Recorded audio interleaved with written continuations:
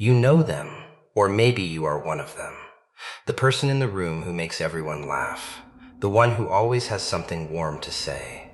The one who asks how you are doing and actually listens to the answer. The one who brings lightness into heavy situations, who finds something kind to offer even on the days when everything feels difficult. From the outside, they look fine.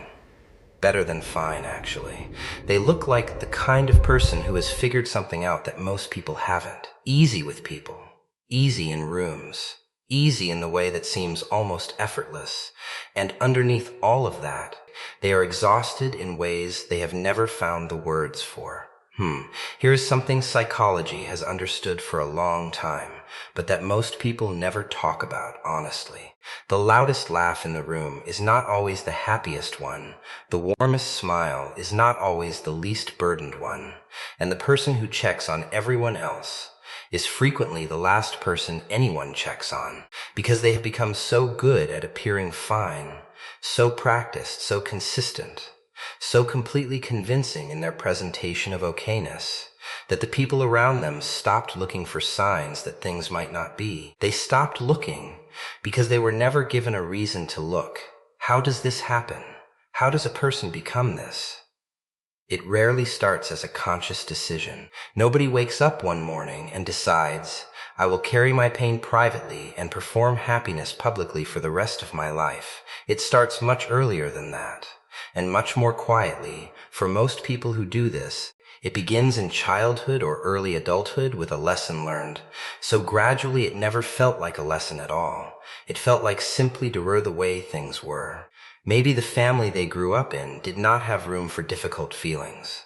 Maybe expressing sadness brought discomfort rather than comfort, an uncomfortable silence, a subject change, a gentle but clear signal that this particular feeling was too much for the room to hold. Maybe they learned early that being upset made other people upset, and making other people upset felt worse than simply staying quiet about it.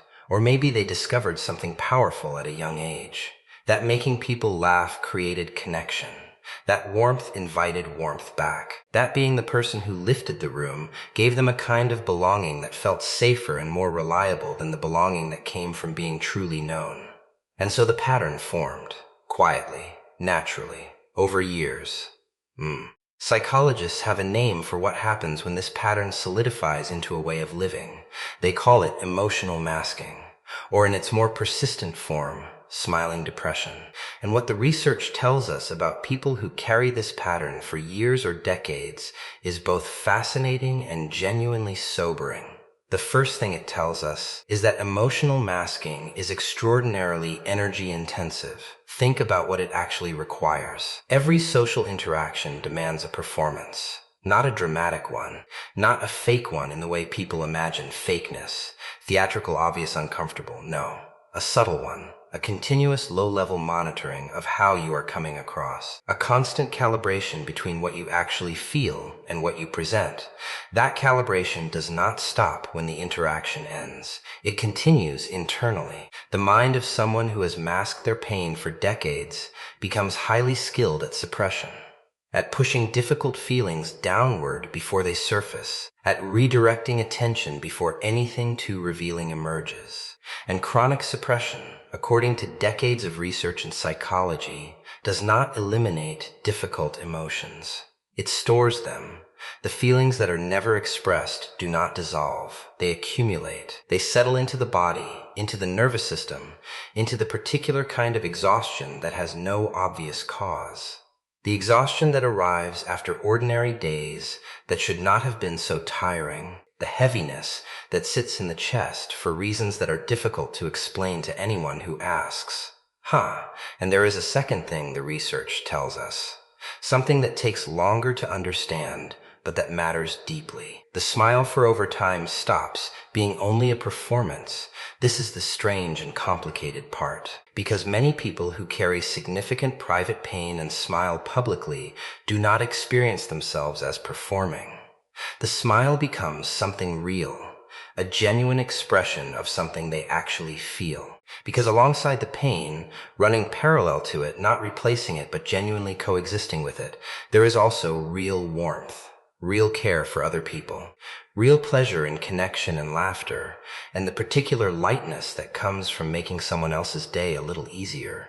Both things are true simultaneously. The pain is real. The smile is also real. And understanding that is important because it means the people who do this are not being dishonest with the world. They are being Gaur incomplete, sharing part of themselves fully while keeping another part completely private. And that incompleteness has a cost that accumulates slowly over a very long time. The cost shows up in specific ways. The first is loneliness of a very particular kind, not the loneliness of having no one around. The loneliness of being surrounded by people who love the version of you they can see, while the version they cannot see sits quietly in the same room, unacknowledged, unknown, not entirely sure it is allowed to exist in public. That is one of the most isolating experiences a human being can have. To be genuinely loved and to know it, while simultaneously feeling that what is being loved is not quite the whole of you, that the love, as real as it is directed at the surface, and the underneath has never been fully offered, because it was never sure it would be received without making things complicated. The second cost is the way it affects the relationship a person has with their own pain. When suffering is hidden for long enough, something strange happens. It starts to feel shameful. The person carrying it begins to believe, not consciously, not through any deliberate thought process, but in some quiet, accumulated way, that their pain is somehow inappropriate, too large, too much, something that should not exist given how fine they appear on the outside. They become baru unable to take their own suffering seriously, which means they also become unable to seek help for it in the way that might actually reach it. Because seeking help requires acknowledging the pain exists, and acknowledging the pain exists feels like a contradiction of the self they have spent decades building, the capable one, the warm one, the one who holds things together. So the pain stays held, private, invisible to almost everyone. Now, what actually helps? And again, I want to be honest here, not offer the surface level answers. The first thing that genuinely helps is understanding that the smile and the pain are not in conflict with each other. You do not have to choose between them. You do not have to stop being warm, or funny, or the person who checks on others in order to also begin allowing your own pain to exist more visibly. The goal is not to stop smiling. The goal is to stop smiling as a way of making the pain disappear, because it does not disappear. And the sooner that is accepted, the sooner the energy that goes into suppressing it can be redirected towards something that actually helps. The second thing is finding one person, just one, with whom the performance can come down. Not permanently, not in every conversation. Just one person who knows, who has been told quietly, in whatever words came naturally, that things are not always as fine as they appear, that behind the warmth there is also weight, that the smile is real, and so is what sits underneath it. Research consistently shows that the single most protective factor against the long-term psychological damage of emotional masking is perceived social support. Not therapy necessarily, though that helps enormously for many people. Simply the experience of being known by at least one other person, of existing fully in at least one relationship where the whole self is present. Not just the capable, warm, publicly functioning self. The tired one, too, the uncertain one, the one who carries more than anyone realizes and has been carrying it quietly for longer than anyone knows. That experience of being known changes something fundamental in the nervous system. The suppression that once felt necessary begins to feel less urgent. The pain that once felt shameful begins to feel more simply human. And that shift, small as it sounds, can begin to change everything. And finally, if you recognized yourself in this today, if you are the person others always describe as strong, as warm, as always smiling, as the one who holds everything together, I want to say something directly to you.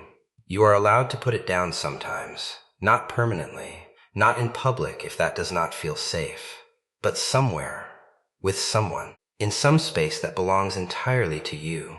You do not have to earn the right to your own pain by suffering sufficiently before anyone else. You do not have to wait until things become critical before deciding that what you carry deserves attention. You do not have to keep choosing between being the person who smiles and the person who is honest about what it costs. The world needs the warmth you bring to it. Genuinely. The checking in, the laughter, the lightness you create in rooms, that matters. That helps people in ways you probably underestimate, because you do it so naturally it seems like nothing. But you matter too, not only as a provider of warmth for others, as a person who is also allowed to receive it. And maybe the most important thing you will ever do for the people who love the smile you bring them is let them see, just occasionally, just in the right spaces, what lives underneath it.